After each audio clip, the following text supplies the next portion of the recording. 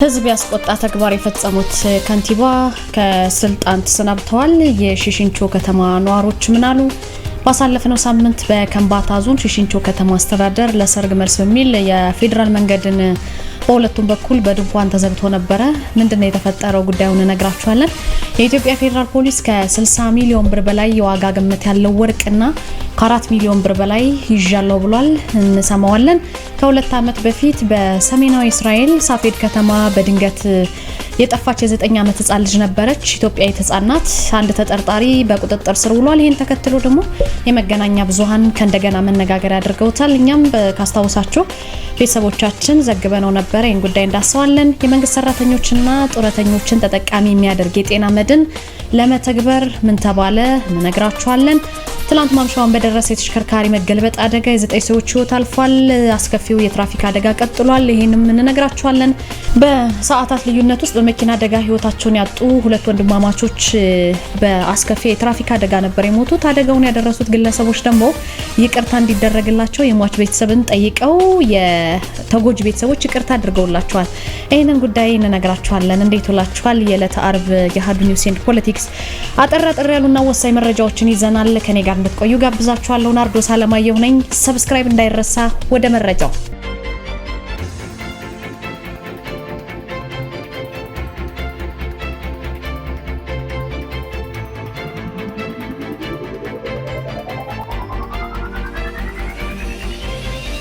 ባሳለፈው ሳምንት በከምባታ ዞን ሺሽንቾ የምትባል ከተማ ላይ ለሰርግ መልስ በሚል የፌደራል መንገድ በሁለቱም በኩል በድንኳን ተዘግቶ ነበርና ምንድነው የተፈጠረው ሚሊዮን እንነግራችኋለን። ነዋሪዎቹ እንግዲህ ለሀገር ውስጥ መገናኛ ብዙሃን እንደተናገሩት ሰርግ ደጋሹ ግለሰብ በአካባቢው ባለሀብትና በጣም ገንዘብ ያለው ሰው በመሆኑ ከሌሎች ነዋሪዎች የተለየ ሰርግ ለመደገስ አስቦ ሁለት ግዙፍ ድንኳኖችን በግራም በቀኝም ተክሎ ከተማዋን ከወላይታ ሶዶ፣ ከዱራሜ፣ ከወራቤ ሆሳና ቡታጅራ የሚያገናኘውን የፌደራል መንገድ በሁለቱም አቅጣጫ ዘግቶት ነበረ። በዚህ ፕሮግራም ምክንያት ማለት ነው። በዚህ ምክንያት አንድ ተሽከርካሪ በውስጥ ለውስጥ ልዋጭ መንገድ ሲሄድ ኤሌክትሪክ መስመር ጋር ይገናኝና ይቃጠላል ማለት ነውና ለአንድ ለባለ ሀብት ልጅ ተብሎ መንገዱ እንዲዘጋ የሆነው በከተማው ከንቲባ አቶ ታሪኩ ተስፋዬ በተባለ የከተማው ከንቲባ ቀጥተኛ ትዕዛዝ ሰጭነት ነው ብለዋል ነዋሪዎቹ። ይህም ህዝብን ያስቆጣ ተግባር የፈጸሙት ከንቲባ ከስልጣን መነሳታቸውን የተሰማው በዚህ ከተማ አስተዳደር እንግዲህ ጊዜያዊ ሽግግር አማካሪ ምክር ቤት አስቸኳይ ስብሰባ አካሄደ። ከስልጣን እንዲነሳም ተደርጓል። የከተማ አስተዳደር ጊዜያዊ ሽግግር ምክር ቤት ባካሄደው አስቸኳይ ጉባኤ የከተማዋ ከንቲባ የነበሩትን አቶ ታሪኩ ተስፋዬን ከስልጣን አንስቶ አቶ መለሰ ገብሬን በቦታቸው ሾሟል። በከንቲባውና አስተዳደራቸውም ህዝቡ ደስተኛ አልነበረም ብለዋል አስተያየት ሰጪዎቹ። በምክር ቤት ውስጥ በተደረገው ውሳኔ ደግሞ ደስተኞች ነን ብለዋል በአዲሱ ሹመት። ከዚህ ባለፈ ምክር ቤቱ ባካሄደው አስቸኳይ ጉባኤ የስልጣን ማሰናበትና ሽግሽግም አድርጓል። በነገራችን ላይ በዚህ መሰረት አቶ መለሰ ገብሬ የከተማ አስተዳደሩ ክቡር ከንቲባ፣ ወይዘሮ ባንቺ ማቴዎስ የከተማዋ ምክር ቤት ዋና አፈ ጉባኤ፣ ኢንጂነር ቢኒያም ጴጥሮስ ደግሞ የሺሽንቾ ከተማ አስተዳደር ብልጽግና ፓርቲ ጽህፈት ቤት ኃላፊና የመንግስት ዋና ተጠሪ ሆነዋል። አቶ አድማሶ ወልዴ እንዲሁ የከተማ አስተዳደሩ የብልጽግና ፓርቲ ጽህፈት ቤት የፖለቲካና አቅም ግንባታ ዘርፍ ኃላፊ ሆነው ሌሎችም ሹመት ተሰጥቷቸዋል ማለት ነው። ከዚሁ ጋር በተገናኘ እንግዲህ አቶ ሽመልስ ተስፋዬ የሺሽንቾ ከተማ አስተዳደር ማዘጋጃ ቤት አገልግሎት ጽህፈት ቤት ዋና ስራ አስኪያጅ አድርጎ ልዩ ሹመቶችን ሰጥቷል ከተማ አስተዳደሩ። በዚህ ምክንያት ባሳለፈው ሳምንት በዚሁ በተዘጋው በፌደራል መንገድን ዘግቶ በተዘጋበት መንገድ አማካኝነት አንድ መኪና ውስጥ ለውስጥ ሲሄድ ተቃጥሏል ብያቸዋለሁና ከዚህ ጋር በተገናኘ የከተማ አስተዳደሩ የከተማው ከንቲባ የነበሩት ከስልጣን ተነስተው ቀደም ብዬ የጠራሁላችሁ ሰው ደግሞ በአዲስ መሾማቸውን የሀገር ውስጥ መገናኛ ብዙሃን ዘግበውታል። ፌደራል ፖሊስ ከ60 ሚሊዮን ብር በላይ የዋጋ ግምት ያለው ወርቅና ከ4 ሚሊዮን ብር በላይ መያዙን ገልጿል። የምትመለከቱት ምስል በህገወጥ መንገድ ሲንቀሳቀስ የነበረ ተጠርጣሪዎችን ከነ ኤግዚቢቱ በአሶሳ ከተማ አምባ 1 በሚባል ቦታ ነው በቁጥጥር ስር የዋለው። ወርቅና ጥሬ ገንዘቡ ከነ ተጠርጣሪዎቹ በቁጥጥር ስር ሊውል የቻለው ከህብረተሰቡ በደረሰ ጥቆማ መሰረት ነው። የተጠርጣሪዎቹ ቁጥር ምን ያህል እንደሆነ በይፋ አልተገለጸም፣ ግን በተጠርጣሪዎቹ ላይ ምርመራ እየተጣራባቸው እንደሆነ ነው የሰማነው። የተያዘው ወርቅና ጥሬ ገንዘብ እንግዲህ ለአሶሳ ከተማ ጉምሩክ ቅርንጫፍ ነው ገቢ የተደረገው። በዚህ መሰረት የምትመለከቱት ንብረት ገቢ ተደርጓል። ከሁለት ዓመት በፊት በሰሜን እስራኤል ሳፌድ የምትባል ከተማ ላይ በድንገት የጠፋች የ9 ዓመቷ ህፃን ሃይማኖት ካሳውን ጉዳይ ታስታውሱታላችሁ ብዬ አስባለሁ። ምክንያቱም በዚሁ በአሃዱ ኒውስ ቀደም ሲል መለስ ብላችሁ ቪዲዮዎቻችን ካያችሁ የሷን ጉዳይ ዘግበነው ነበርና አንድ ተጠርጣሪ በቁጥጥር ስር መዋሉን ተከትሎ መገናኛ ብዙሃን ከእንደገና መነጋገሪያ አድርገውታል። ምንድነው በ2021 ከኢትዮጵያ ወደ እስራኤል የገባች ህፃናት ህፃን ለመጨረሻ ጊዜ ግን የታየችው በፈረንጆቹ ፌብሩዋሪ 25 ነው። እንዲሁ በአዲስ ገቢዎች መቀበያ ጣቢያ አካባቢ ነበር የታየችው ማለት ነውና ከዛ ጊዜ ወዲህ ፖሊስና በጎ ፈቃደኞች ያደረጉት ተደጋጋሚ ፍለጋ ውጤት አላመጣም ነበር። የእስራኤሉ ቻናል 12 ቴሌቪዥን እንደዘገበው ከሆነ ይሄ አዲስ ዜና የተሰማው በደቡብ እስራኤል ቤርሼባ ምትባል ከተማ ላይ በሌላ አንዲት ኢትዮጵያዊት ህፃን ላይ ጥቃት ለማድረስ የሞከረ ሰው በቁጥጥር ስር ከዋለ በኋላ ነው ማለት ነውና ጥቃት የተሰነዘረባት የ12 ዓመቷ ታዳጊ በሰጠችው ቃል ተጠርጣሪውን በሳፌድ የመጤዎች መቀበያ ጣቢያ እንደምታውቀውና ጠፋችው ህፃን ሃይማኖት የምትባለው ህፃንም ጭምር ትውቅ እንደነበራት ከዛች ህፃን ጋር ትውቅ እንደነበራት ተናግራለች። ጉዳዩን በተመለከተ የፍርድ ቤት የመረጃ እገዳ በመኖሩ ፖሊስ በይፋ ዝርዝር አልሰጠም። የተጠርጣሪው ጠበቃ ምንድነው ያለው? ደንበኛቸው ምንም አይነት የወንጀል ሪከርድ የሌለባት መደበኛ ህይወት የሚመራ ሰው ነው ሲሉ ለቻናል 12 ተናግረዋል። በቅርቡ በፓርላማ በተደረገ ስብሰባ ላይ እንደውም የህፃኗ አባት ከእንግዲህ ወሬ መስማት አልፈልግም፣ ፖሊስ ብዙ ጥረት አድርጎ ሊሆን ይችላል፣ ነገር ግን ውጤቱ እንደሚያሳየው ከሆነ ልጄ የት እንዳለች የሚጠቁም ምንም ፍንጭ የለምና ይሄ መሆኑ በጣም አሳዝኑኛል ሲሉ አማረዋል ማለት ነው። ቤተሰቡ ጉዳዩ እንደ ጠለፋ ተቆጥሮ የእስራኤል የውስጥ ደህንነት መስሪያ ቤት ጭምር ምርመራውን እንዲረከብ ተጠይቆ ነበረ። የብሔራዊ ደህንነት ሚኒስትሩ እንዳሉት ከሆነ ደግሞ ይህንን ጉዳይ ተከታትሎ እንደሚያቀርቡ ቃል ገብተው ነበረ። የጠፊዋ አክስትም እንዲሁ ይሄ የሆነው በቆዳችን ቀለም ምክንያት ይሁን አይሁን አላቅም፣ ነገር ግን እስካሁን ለምን መልስ እንደሌለ ማወቅ እንፈልጋለን ስትል ለመገናኛ ብዙሃን ተናግራለች። ሃይማኖት የጠፋችበት የዛች አካባቢ ሰዎች በሚስጥር የሚጠፉበት ስፍራ በመሆኑ በአካባቢ መገናኛ ብዙሃን የእስራኤል በርሙዳ ትሪያንግል የተባለ ሁሉ ይጠራል፣ ብዙ ሰው ስለሚጠፋበት። ከሃይማኖት በተጨማሪ ሞሼ ክሌንማር እና ሌሎች በዚህ አካባቢ ጠፍተው እስካሁን ያልተገኙ ሰዎች አሉ። ፖሊስ በተለይ በዋሻዎች በውሃ ጉድጓዶችና በጫካዎች ውስጥ ፍለጋውን አጠናክሮ እንደቀጠለ ነው የታወቀው። በዚህ ምክንያት እንግዲህ ሌላ አዲስ ህፃን ተከትሎ የዚች ቀደም ሲል ዘግበነው ነበር ብያቸዋለሁና የዚች ህፃን ልጅ ጉዳይ እንደገና በአዲስ ሊነሳ ችሏል። የመንግስት ሰራተኞችና ጡረተኞችን ተጠቃሚ የሚያደርግ የጤና መድን ስርዓትን ለመተግበር ምንድነው የተባለው? የመንግስት ሰራተኞችና ጡረተኞች እንግዲህ የማህበራዊ ጤና መድን ስርዓትን ለመተግበር እየተሰራ ነው ብሏል የኢትዮጵያ ጤና መድን አገልግሎት። የኢትዮጵያ ጤና መድን አገልግሎት ምክትል ዳይሬክተር ወይዘሮ ያምሮት አንዱዓለም ከሀገር ውስጥ ሚዲያዎች ጋር በነበራቸው ቆይታ በአሳለፍነው ዓመት 2017 ከ13.67 ሚሊዮን በላይ ቤተሰቦች በማህበረሰብ አቀፍ ጤና መድን ተመዝግበው አገልግሎት እያገኙ ናቸው ነው ያሉት። የህብረተሰብ የጤና መድን አገልግሎት እንግዲህ በጣም ዘርፈ ብዙ ጥቅም አለው እናንተ እንደምታውቁትና የጤና መድን ወሳኝነት ያለው ነገር ነው። በየአመቱ ለአገልግሎት የሚመዘገቡ አባላት ወቅቱን ጠብቀው አባልነታቸውን እያደሱ እንደሚገኙም ነው የታወቀው። በዚህም የአባላት እድሳት ምጣኔ ከ96% በላይ መድረሱን አመላክተዋል። ይሄ የማህበረሰብ አቀፍ ጤና መድን እንግዲህ ደሞዝተኛና የጥሮታ አበል የሌላቸውን ብዙ የህብረተሰብ ክፍሎችን የሚያካትት ነው። በንግድ በግብርና በሌሎች መስኮች ቋሚ ገቢ ሳይኖራቸው የሚተዳደሩትን የሚመለከት ነው ብለዋል። የጤና መድን ሁሉን አቀፍ የጤና አገልግሎትን ተደራሽ ለማድረግ እንግዲህ ወሳኝ በመሆኑ ሁሉም ሰው ተጠቃሚ ማድረግ እንዳለበትም ምክትል ዋና ዳይሬክተሯ ናቸው ያስረዱት። በመሆኑም የመንግስት ሰራተኞችና ጡረተኞችን የሚመለከተውን የማህበራዊ ጤና መድን አገልግሎት ለማስጀመር እየተሰራ እንደሆነ ገልጸዋል። በህክምና ስራ ላይ ለተሰማሩ ዜጎችም የመጀመሪያው የሙከራ ትግበራ እንደሚጀመር ነው የጠቆሙት ማለት ነው። ትላንትና ማምሻውን አንድ የተሽከርካሪ አደጋ ደርሶ በርካቶችን ያስደነገጠ ጉዳይ ነው። የትራፊክ አደጋ እንግዲህ በወር ውስጥ በተደጋጋሚ የምትሰሙት አደጋ ነው። በኢትዮጵያ የተለያዩ ክፍሎች የትራፊክ አደጋ ይከሰታል። ትላንት ምሽትም የተሽከርካሪ መገልበጥ አደጋ የ9 ሰዎች ህይወት ተቀጥፏል። የምስራቅ ሐረርጌ ዞን አካባቢ ኮሚኒኬሽን ጽህፈት ቤት ኃላፊ እንደገለጹት አመሻሽ ላይ በደረሰ የተሽከርካሪ አደጋ የተሽከርካሪውን ረዳት ጨምሮ የ7 ወንድና የ2 ሴቶች በአጠቃላይ 9 ሰዎች ህይወታቸው አልፏል። ትላንትና ምሽት ማለት ነው። በዚሁ አደጋ የምትመለከቱት አደጋ የሰሌዳ ቁጥሩ ኮድ 306860 ድሬ የሆነ የጭነት ተሽከርካሪ ለጊዜው በምንም መልኩ ወይም በትክክል በውል ያልታወቀ ተሳፋሪን አሳፍሮ ከቀርሳ ከተማ ተነስቶ ነው ወደ ማያ ከተማ ሲጓዝ የነበረው። ቀርሳ ወረዳ አዋመራ ቀበሌ ሲደርስ ግን ድልድይ ውስጥ ተወርውሮ በመግባት አደጋው መድረሱ ተሰምቷል። ከዚህ ድልድይ ነው ተወርውሮ የገባው። እንደምትመለከቱት ህይወታቸውን ካጡ 9 ሰዎች በተጨማሪ በ4 ሰዎች ላይ ከባድ፣ በ3 ሰዎች ላይ ደግሞ ቀላል የሚባል አደጋ ደርሷል። የአደጋው መንስኤ ግን በትክክል እየተጣራ ቢሆንም የአሽከርካሪው ተሳፋሪን ከእቃ ጋር ከመጠን በላይ ጠቅጥቆ በመጫኑ የተከሰተ ሳይሆን እንዳልቀረ ነው ምክትል ኢንስፔክተሩ የገለጹት። አሽከርካሪው እንግዲህ ከአደጋው ቦታ ተሰውሮ አምልጧል። ፖሊስም በክትትል ላይ እንደሚገኝ የደረሰ መረጃ ያመላክታል። ወደ መጨረሻው መረጃ ሳልፍ በሰዓታት ልዩነት ውስጥ በመኪና አደጋ ያጡ ህይወታቸውን ያጡ 2 ወንድማማቾች አሉ። የነዚህ ወንድማማቾችን ህልፈት እንዲሁ እኛም ዘግበነው ነበር በአሃዱ ኒውስ ኤንድ ፖለቲክስ። በአሳዛኝ ሁኔታ ነው ህይወታቸውን ያጡት። ይስሐቅና ቤኔዘር ይባላሉ። የሟች ቤተሰቦች አደጋውን ላደረሱት ቤተሰብ ነው ይቅርታ ያደረጉላቸው። አደጋውን ያደረሱ አካላት ምንም አይነት ካሳ እንዳይከፍሉ በስራትም እንዳይቀጡ ጉዳዩ በእርቀ ሰላም መቋጨቱን ተገልጿል። በዚህም መነጋገሪያ ሆኗል። እንግዲህ ዳር 14 ነው በሰዓታት ልዩነት ውስጥ በመኪና አደጋ ህይወታቸውን ያጡት ይስሐቅና አቤኔዘር።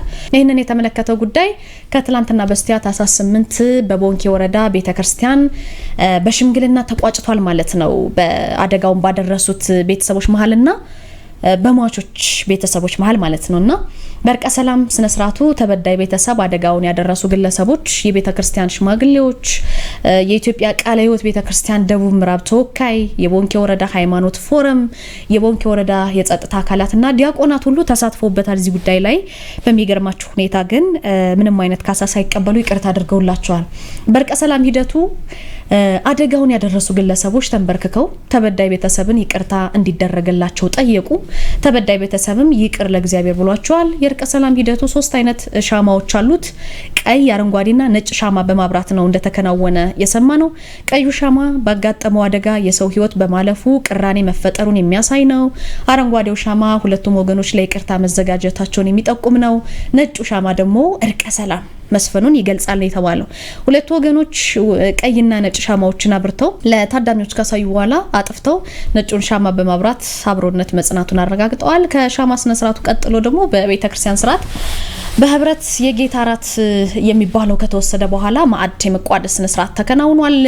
ከዛ ቀጥሎ የእርቀ ሰላም ስነ ስርዓቱ ከመከናወኑ አስቀድሞ ልጆቻቸውን በመኪና አደጋ እነዚህን ወንድማማቾችን በመኪና አደጋ ካጡ ቤተሰቦች ቤት ራቅ ብሎ ሽማግሌዎች ያቆሙት መስቀል በእምነቱ መሰረት መስቀል አለ። እዛ በመሄድ ጸሎት ከተከናወነ በኋላ መስቀሉን በህብረት በመንቀል ቡራኬ በማከናወንም እርቀ ሂደቱ ተከናውኗል የተባለው። የመኪና አደጋውን ያደረሱ ወገኖች ምንም አይነት ካሳ እንዳይከፍሉ በስራትም እንዳይቀጡ የሟቹ የይስሐቅና የአቤኔዘር ቤተሰቦች ይቅርታ አድርገውላቸዋል ማለት ነው። ይቅርታ የተደረገለት አደጋውን ያደረሰው ቤተሰብ ቤተክርስቲያንን በእርቀ ሰላም በዚህ ሂደት የተሳተፉ አካላትን አመስግነው ይቅር ለእግዚአብሔር ብለው እንዳስደሰቷቸው ነው የሰማነው። እንግዲህ የእግዚአብሔር ቃል የበደለንን ይቅር ማለትን ያስተምረናል ያሉት የሟች ቤተሰቦች በሙሉ ልብ በደስታ ይቅርታ አድርገንላችኋል ሲሉ አደጋውን ላደረሱት ቤተሰቦች በፈጣሪ ስም ይቅር ብለዋቸዋል።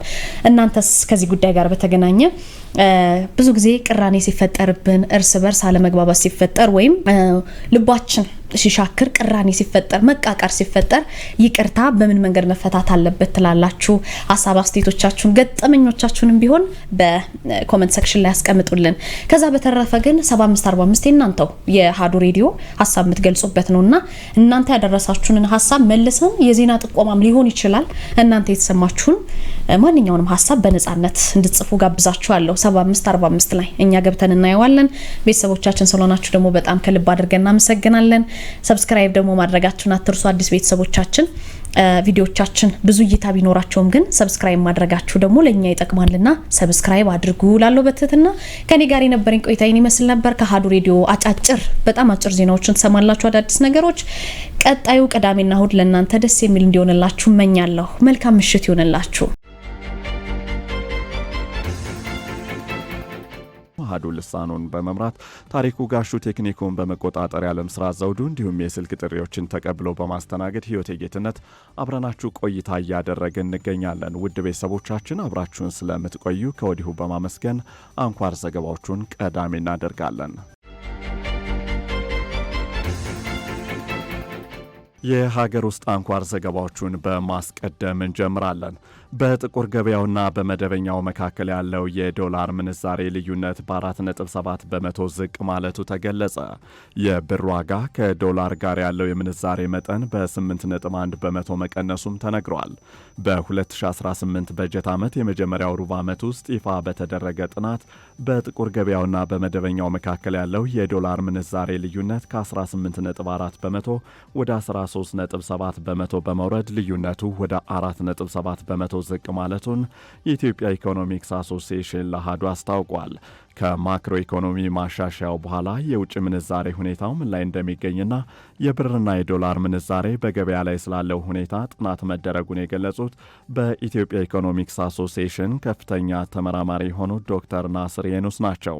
በጥናቱም በ2018 በጀት ዓመት ሩብ ዓመት ውስጥ ቀደም ሲል ከነበረው አንጻር የዶላር ምንዛሬ በመደበኛና በጥቁር ገበያው መካከል ያለው ልዩነት በአንጻራዊነት መጥበብ መቻሉን አንስተዋል።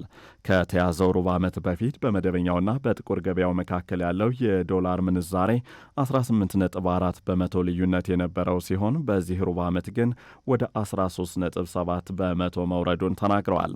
ከዚህ ባሻገርም እንዳጠቃላይ ያለው የብር ዋጋን በሚመለከት ግን አሁንም ድረስ የዶላርና የብር ምንዛሬ የተረጋጋ ሁኔታ ላይ አለመሆኑን ያነሱ ሲሆን 2018 ዓ.ም በጀት ዓመት ሩብ ዓመት ውስጥ ብር ከዶላር ጋር ያለው የምንዛሬ መጠን በ8.1 መቀነሱንም ተናግረዋል።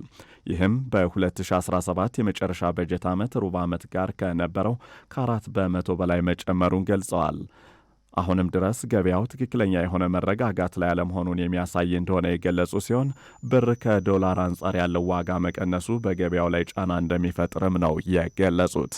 የመጀመሪያ ፊስካል በጀት ዓመት የመጀመሪያ 3 ወራቶች ለማየት የሞከር ነው። በ3 ወራቱ ብር ከዶላር ያለው ምንዛሬ በ8.1% ቀንሷል። ይሄ ደግሞ ከባለፈው ከሚያዝያ ግንቦት ሰኔ ከነበረው 4% ነበር፣ አሁን ጨምሯል ማለት። ስለዚህ ዲፕሪሲዬሽኑ እየጨመረ አክሰለሬት እያደረገ ነው ማለት እየጨመረ ነው። 4% ወደ 8.1% አድጓልና እንደምናየው ስቲል ቀጣይ የሆነ የማርኬት አጀስትመንት አለ ማለት ነው። ስለዚህ አንድ ያገኘነው ግኝት ይሄ ይመስላል ማለት ነው። ሌላው ከዶላርና ብር ያለው ምንዛሬ ፎርማል ወይም ኦፊሻል በሆነ ገበያና በጥቁር ገበያ ያለው ምን ይመስላል የሚለውን ደግሞ በዚህ ኳርተር ለማካተት ሞክረናል። ስናየው አንጻራዊ ያለው ጋፕ ወይም ዲፈረንስ ሊጠብ ችለዋል ማለት ነው። ከ18.4% ወደ 13.7% ዝቅ ሊል ችለዋል ማለት ነው። ስለዚህ በፓራሌል ማርኬት እና ወይም በብላክ ማርኬት የምንለው በተለምዶ እንዲሁም በኦፊሻል ሬት ያለውን የምንዛሬ ጋፕ በአንጻራዊ ሊጠብ ችለዋል።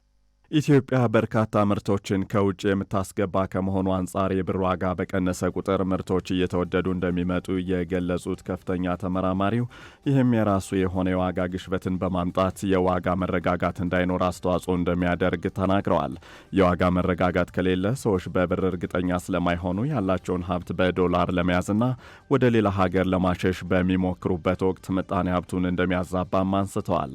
በመሆኑም ይህንን ለማስተካከል የሀገር ውስጥ አቅርቦትን መጨመርና የምጣኔ ሀብቱን መዋቅር ማስተካከል እንደሚገባ ጠቁመዋል። ኢትዮጵያ እስካሁን ድረስ በብዛት ወደ ውጭ የምትልከው የግብርና ምርቶችን መሆኑን የሚያነሱት ከፍተኛ ተመራማሪው እነዚህ ምርቶች ደግሞ ኢትዮጵያ የምትፈልገውን የውጭ ምንዛሬ በሚፈለገው መጠን በአጭር ጊዜ ውስጥ እንድታገኝ እያስቻሉ አይደለም ብለዋል። በመሆኑም እነዚህ ችግሮችን ለመቅረፍ የውጭ ኢንቨስትመንትን ማደግና የሀገር ውስጥ ገቢው ከትይዩ ገበያ ወጥቶ ወደ ሕጋዊ መስመር መግባት እንደሚጠበቅበት በመግለጽ ይህ ካልሆነ ግን ያለው አለመረጋጋት እየጨመረ ሊሄድ እንደሚችል አሳስበዋል። ኢትዮጵያ የስርዓተ ምግብ ሽግግር ለማድረግ የጀመረችውን የሰቆጣ ቃል ኪዳንን ተግባራዊ ለማድረግ እየሰራች መሆኑ ተገለጸ።